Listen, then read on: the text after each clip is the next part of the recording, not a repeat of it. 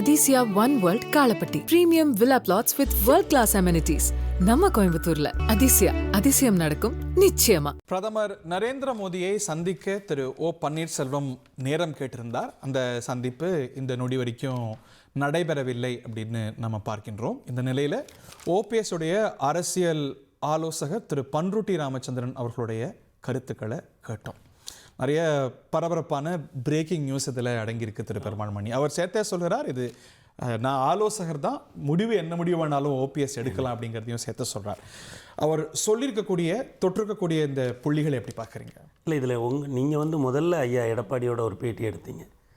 அதற்கு அந்த பேட்டியுடைய தொடர்ச்சி தான் ஐயா பன்ருட்டி ராமச்சந்திரனுடைய ஒரு பேட்டி.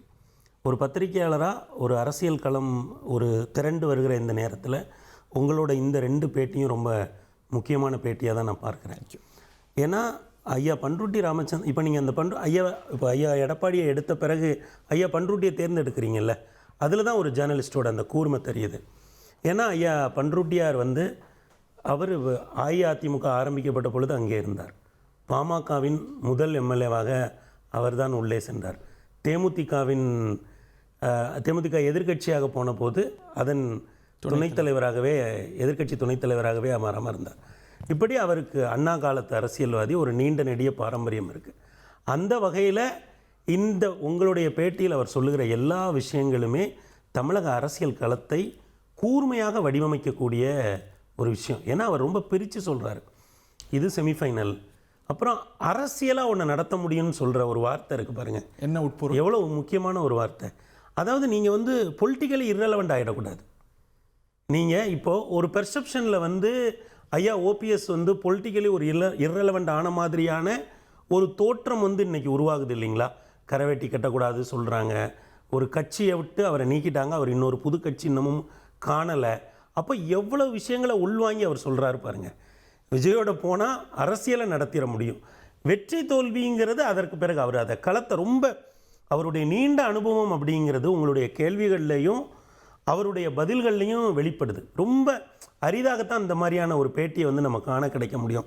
அப்போ அந்த வகையில் பார்க்குற பொழுது அவர் ஒரு டோனை செட் பண்ணுறார். என்டிஏ கூட்டணியிலேருந்து நாங்கள் வெளியில் வர்றதுக்கான எல்லா வாய்ப்புகளும் எங்களுக்கு இருக்குது, நாங்கள் விஜயோட போய் சேருவதற்கான எல்லா வாய்ப்புகளும் இருக்குது, விஜயோட போய் சேர்ந்தால் என்ன நடக்கும், நாங்கள் ஃபைனலுக்கு நாங்கள் போயிடுவோம், ஏற்கனவே ஃபைனலில் திமுக வெயிட் பண்ணிகிட்டு இருக்காங்க. ஆனால் திமுகவும் அதுதான் விரும்புகிறாங்க. ஆனால் ஓபிஎஸ் விரும்புகிறாரான்னு பார்க்கணும்ல. இதே போன்ற அட்வைஸை முந்தைய காலத்தில் பன்ருட்டியார் கொடுத்துருக்கிறார். பட் இந்த பேட்டியிலே சொல்கிறார், அவருக்கு பிஜேபியோடு இருக்கக்கூடிய தொடர்புகள்னால தொடர்ந்தார் அப்படின்னு. ஸோ அது போல் ஒரு அப்ரோச்மெண்ட்டுக்கு, ஒரு இணக்கத்துக்கு பிஜேபி ஏதோ ஒரு அரேஞ்ச்மெண்ட்டில் அவரை உள்ளே வச்சுக்கிறதுக்கான முயற்சி எடுத்து அவர் நீடிக்க வாய்ப்பு இல்லைன்னு நினைக்கிறீங்களா? இல்லை, ஐயா பன்ருட்டியார் அப்படி பேச வாய்ப்பே கிடையாது. அவர் இதையெல்லாம் உங்கள்கிட்ட பேசுவதற்கு முன்னாடியே அவர் நிச்சயமாக ஐயா ஓபிஎஸ் அவர்களிடம் பேசிவிட்டு தான், அவருக்கு எவ்வளோ வயது பாருங்கள். இப்போ நடந்த அந்த ஐயா ஓபிஎஸ் அணியினுடைய கூட்டத்தில் ஐயா ஓபிஎஸ் அவர்கள் மேடைக்கு வரும்போது எழுந்து நிற்பார். எவ்வளோ வயசு அவருக்கு, எவ்வளோ பண்பு பாருங்கள். அவர் எழுந்து நிற்க வேண்டிய அவசியம் இல்லை. ஆனால் அந்த திராவிட அரசியலுடைய ஒரு அடிப்படை இருக்குல்ல, இந்த பேட்டியில் கூட பாருங்கள், அவர் தான் தலைவர், அவர் தான் லீட் பண்ண போகிறாரு. நிச்சயமாக இதையெல்லாம் ஐயா ஓபிஎஸ் அவர்களிடம் அவர் ஆலோசிக்காமல் ஒரு ஊடகத்தில் பேசக்கூடிய நபர் அல்ல. நிச்சயமாக அவர் ஒரு லீடு கொடுக்குறார். இந்த களம் இப்படித்தான் போகும், நாங்கள் இப்படி தான் பயணம். அதற்கு ஏற்ற மாதிரி இன்றைக்கி பாருங்கள், அவர் கடிதத்தை ரிலீஸ் பண்ணிட்டாரு. இன்றைக்கு அவங்க அப்பாயின்மெண்ட் இல்லை அப்படின்னு அவங்க சொல்லிட்டாங்க. அப்போ என்னென்னா இப்படி தான் டோன் செட் பண்ணப்படும்.